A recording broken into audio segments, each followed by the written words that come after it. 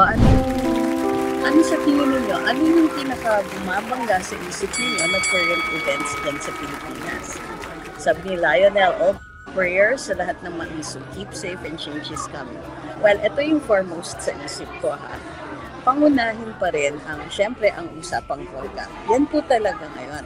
At nagkakaroon, pinipilit po ng administrasyon na magkaroon ng issue on drugs, and they want to bring it on the doorstep of the Dutertes because siraan is the name of the game.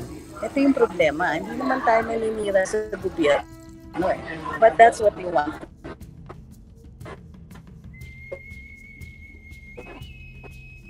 Ano pang ebidensya dito? Yung mga trolls ko, tumulong na lang kayo without realizing na ang pagsasalita at nagpepetisyon sa pagbabago sa ating gobyerno ay isang paraan na pagtulong din. Alam mo, ang tingin ko kasi na biniligaw ng landas ang ating administrasyon. Okay, sabi ni Isagani Riego, Zulueta, I was told ang words of the day. Totoo yan.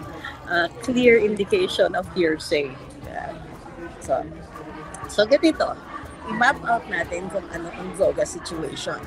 So, first of all, ano yung standing? Ano ang official line ng administrasyon ng gobyernong Marcos tungkol dito sa droga? Number 1, gusto nila may drug war. Pero number 2, gusto nila bloodless. Ngayon, any ordinary person can look at that policy and say, teka, posible ba yon? Kasi drugs invites a lot of crime. Okay, because it's illicit substances at natural. Pag yan ang pinag-uusapan, pinag-uusapan natin mga sindikatong kriminal. At pag sindikatong kriminal, puprotektahan nila ang kanilang assets, ang gumagawa ng pera para sa kanilang negosyo with all the strength that they can muster. And since illegal na yung ginagawa nila, hindi na sila bound by the etiquette of legality, kumbaga, para i-resolve yung kanilang mga problema sa negosyo. So, really, what the policy of the administration is doing is tying the hands of the PNP and other law enforcement agencies with regard to policing the issue of the violation of the Dangerous Drugs Act. So, given yung policy na ganyan, ano ang ini-expect natin? What does this do about the administration? Number 1, nire-reflect nila that they want to be the complete opposite of the Duterte administration. We understand that. Gusto nila, bago sila, iba sila. Meron silang specific audience, specific target audience, which is, in no small part, the US. Now, we can deal with why they're targeting the US as their audience. Pero that's what is clear. Ang drug war policy ng administrasyon na ito ay hindi targeted para sa ordinaryong mamamayan. Naka-target yan sa kanilang sa US na matinding nakabantay sa so-called human rights issue. Alright, we understand that. Number 2, it's of course a message to law enforcement to deal with the issue of drugs with kid gloves. I also understand that. Like I said, they're differentiating themselves. But is it feasible? Is it doable? Is it practical? And hello, is that even sane? Is that the same policy? Ano masasabihin sa police? When you're enforcing some very violent criminals, you can't respond with violence, which is against, again, very basic law enforcement. In order to protect, you must be able to respond. And that response, although must be within the realm of law and human rights, as well as what normal human expectations, paano mo i-guarantee kung ikaw ay tina-target para mapaslang? Paano mo pupulisin yun nang hindi ka lumiresponde with some kind of enforcement, with some kind of force? It's not reasonable and it isn't safe. So, in effect, the message is, huwag niyo nang i-enforce yan. Diba? Or at least, do not enforce in a manner that might actually be police work. Because that's what police work is. It is a legitimate response force. So, what else? Ano pa ang usapan dito na nangyayari? Well, there's also the class issue. Marami nang lumalabas na balita, including a video which has been authenticated as not being AI, of the president allegedly imbibing illicit substances. What this says is that the president has not spoken. That's another issue. That's a comms issue. But let's go with the use. The prevalent conversation goes, well, he can't be impeached. Dito sa Luminous, we have said the president is immune from suit. And yet, there are two issues: the public interest and national security, which makes us transparency, which means that we can inquire into this issue. We can inquire and ask the president to be, one, transparent about his health condition, two, transparent about his past, and three, transparent on whether or not he can still make the correct decisions. Para sa atin, wala sa posisyon ng presidente na siya mag-decide kung pwede siyang hindi. Wala siya sa posisyon na sumagot ng walang ebidensya kung siya po ay gumagamit pa rin o hindi. Kaya lumalabas ang panawagan na drug test. At ito yung masaya, sumasali na po ang ibang mga tao sa paghihikayat na magpa-drug test siya. Nang sumali na rin si VP Inday at sinasabi ni VP Inday, siya mismo magpapadrug test. Iniintay po ang mga kapatid niya. Pag yan po ay dumami na po ang mga nagsasabing sila po ay magpapadrug test, sino ang presidente para sabihin na hindi. Hindi po ito issue na legal. Kasi nga, hindi pwedeng puwersahin ng presidente to take a drug test. At kahit mag-fail siya ng drug test na yan, immune siya from suit. However, ito ay matter of national security. Kung ang presidente natin ay posibleng may mga pagkakataon na hindi maliwanag ang isip, maaari niyang ipahamak ang higit sa 100 milyong Pilipino, ang buhay, and so on. So, how does the government respond to all of this? Wala, deadma, super tahimik. Is that what we deserve? Hindi ba dapat ang response dito ay yung pag-explain? Dapat pinapalagay nila ang loob natin.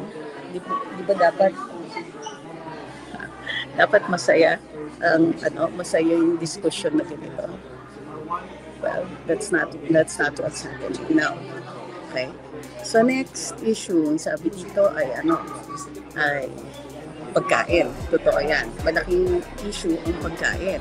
Pero how does the administration respond? They respond with attacking those people. Sabi ni Shuji, curious, ba't ang aga niyo po nag-live? Kasi wala ako sa Pilipinas. Iba po ang time zone ko ngayon. Sabi ko pinadala. At, di ba? May hakbang ng maisog po ako dito and I was going to speak later on. Eh sabi ko, naghihintay pa ako ng call. So I decided to go live.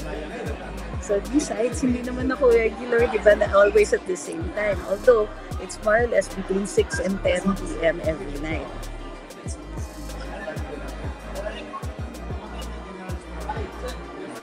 So, nilihis na naman nila ang addictus president. Sino maniniwala sa inyo sabay-sabay kayo magpa-toy protest? Nililihis na naman nila ang addictus president. Sinong maniniwala sa inyo? I don't understand po yung nililihis na naman nila ang addictus president pero sabay-sabay kayo Ma'am Paiki explain. Sabi ni Illuminated Luya, I don't trust the police. I don't trust every single one. Dodi Peña, sabi niya, I hope there's a way to have facial recognition of the Pulveron video para wala na silang kawala. Inano na nga attested to na nga yan. Now, it's up to you if you want to subject it to additional tests. Pero it's already supported by other evidence. So, Of course, you can still keep talking about it if that's what you want. Watching from Chicago. So, I think I'll wrap up muna. Ano ba nangyari dito? Hindi ko alam kung ano nangyayari. So, now it's exciting kasi while we're going to be speaking here in the venue, mayroon pong nagpo-protesta din sa kabila. I think they must be mistaking me for somebody else. Ito po ang mga leftists. So I'll show you. Pakita ko po sa inyo din sa labas. Ewan ko kung nakikita niyo yung mga protesters din sa labas. Frankly, I'm a little flattered that I actually merit attention from these people. So, ayan o. May mga pulis na rin po sa labas na nakabantay.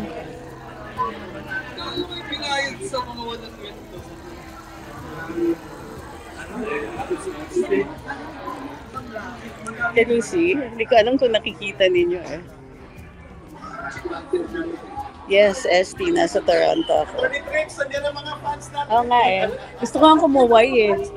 Akaway ba tayo? Ay, so... Alive ako. So, hi po. Saan tayo? Ay, saan tayo?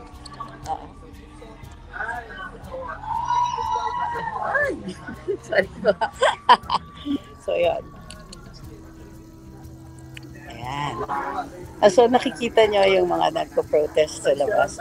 This is the first time ever na nagsalita ko anywhere na may protester sa labas. Of course, kasama ko kasi rin dito si Ka Eric.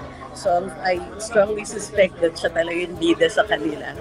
Bakit may police? Kasi meron pong protesters sa labas. Like I said, I have never merited this kind of attention. Although, nung pumunta kami ng New York when I was still press secretary, trinotesta si presidente ng ilang mga doon sa New York. So, ay, pinaalis sila. Wow, nakasigawan dito sa loob. Ayun, can you see?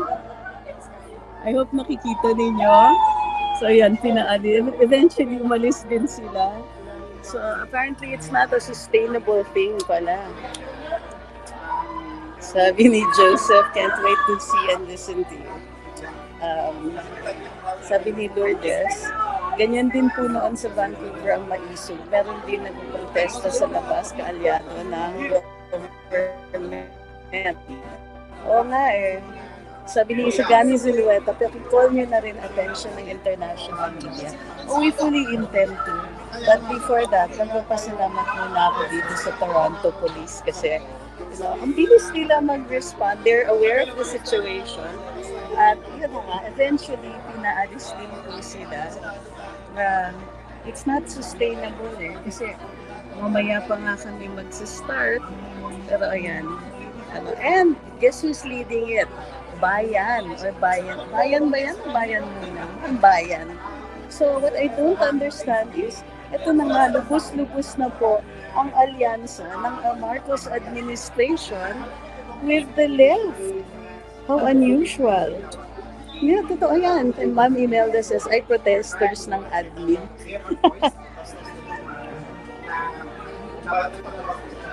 Sabi ni Leticia, may ilaw pa dyan dito sa Denmark alas 12 ng gabi. Wow. Dito it's 6:12 ng hapon or evening. Sige. So, pasensya na po. Mukhang i-interviewin na rin tayo ng ibang media dito. So, magpapa-interview muna ako. Magla-live pa rin po ako mamayang gabi dyan sa or maybe this afternoon para ikwento ko sa inyo yung mga pangyayari. Okay, so maraming salamat.